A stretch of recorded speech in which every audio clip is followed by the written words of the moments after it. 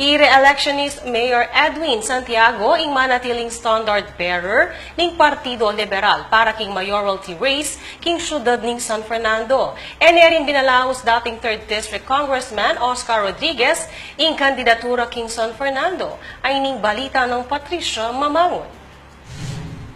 Opisyal na!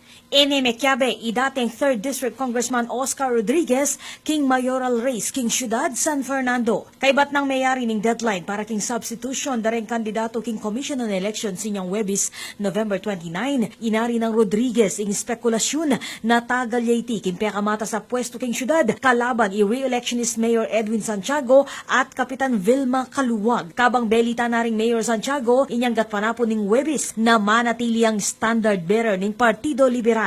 May plancha na kanoy ngan timo pamikaintindi pilatan ning alkalde at opisyalis ning LP. Uling nga niya mag-file ko last sa filing na ng certification of candidacy.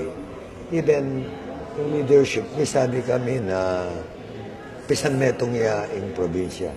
Pamisan metong na ng probinsya, so may kametong a coalition na sinabi ko, I am joining the coalition para keng pamagbuo na ng probinsya.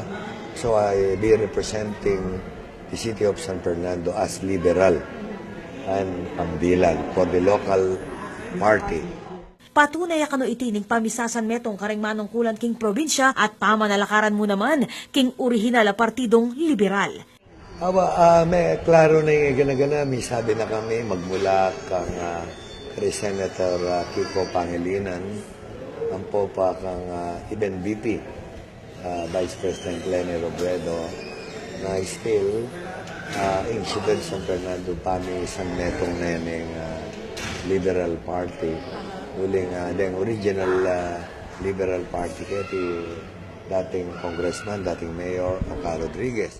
Iti naman ang mensahe ng Santiago, kareng Fernandino. So, kareng kabalenta mo na makisan metong tamo kayong layunin na ning probinsya ng Pampanga at yung partido po ngayon ilang eleksyon din. Pero itamo kayong buong pamiyabe tamo in katapatan po at saka kayo. So itamo po still pamibuune po ng Syudad San Fernando at pamibuune po ng lalawigang Pampanga. Ako po, Patricia Mamangon para king Newsforce, Pampanga. Balitang tutuking balen, susuyo.